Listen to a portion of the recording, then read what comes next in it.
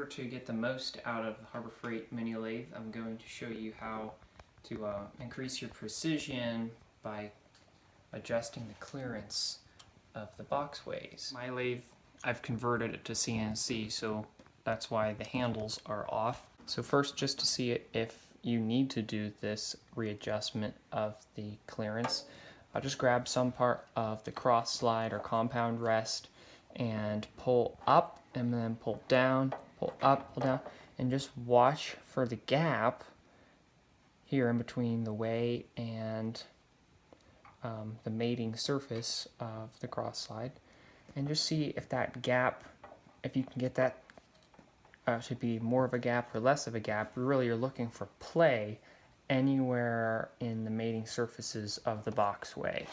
So in my case, it's pretty good. To adjust it, you'll need to pull off this stop.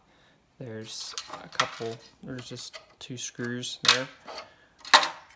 And then when we look at the flip side, in order to constrain the spacing between these bottom blocks and the rest of the cast part, they have a combination of set screws which apply upward force on the block, and the socket cap screws alternating, which apply the downward force. So if you loosen the set screws and then loosen the socket cap screws, this plate will be able to move up and down freely, and then depending on which order you tighten them down in, you can somewhat accurately constrain what this distance of that gap is. If you're having trouble with the precision of your parts, can't figure out why whenever you machine something it comes out a different size, you really want to look into this. This might be the reason why your parts are coming out the wrong size. So how I would approach this is start by loosening the 3 socket cap screws, and then that will allow the plate to drop down freely, and it'll feel really sloppy. You'll be able to slide it onto the ways and it'll be able to move around a lot. But then just back it out pretty much to where only the first screw is, just the first inch is on the ways, and then start to tighten down the first screw just until you feel it grab. And by grab, I mean you won't be able to slide it anymore. So it's like it's tightened down. Well, then you want to back it off just a tiny bit and then drive in the first set screw to keep it from closing any farther. See, so the set screws, the farther they go in, they push that plate down. So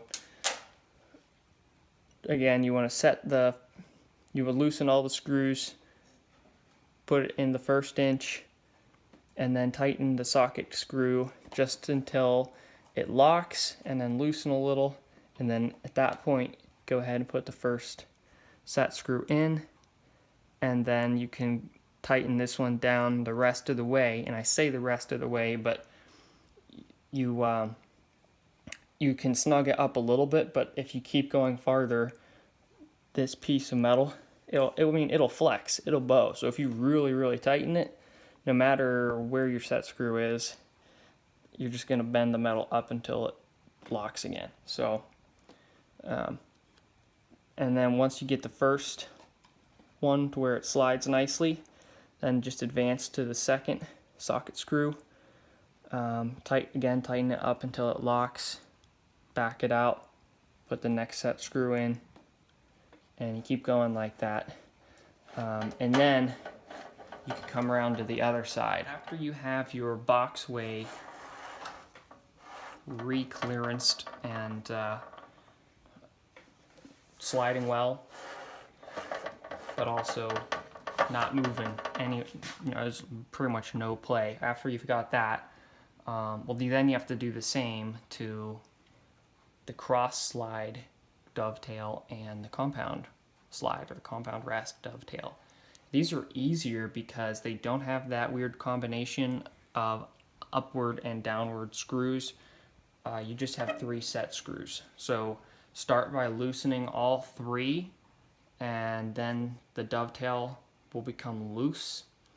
And then you just start at one side, tighten the set screw. It pushes that gib into the dovetail, and then just back off just a little bit, and then move on to the next set screw. Tighten it, back off a little, and they only have set screws on one side. There's no set screws on the other side, and you'll see why if you can take a look into the dovetail, what's going on. Basically, there's a gib or a shim, a movable insert piece that takes up the slack in the dovetail, and by tightening these screws, it's forcing that shim into the dovetail more or less. So you want it to be snug so that the surfaces are sliding on each other. You don't want there to be like a gap in the dovetail, because that means that you could rattle it. There would be play back and forth. So it should be, but also can't be so tight that it's hard to turn the handle. So you want it snug to where there's no air in between the dovetail's mating surfaces, but not so tight that it's hard to move.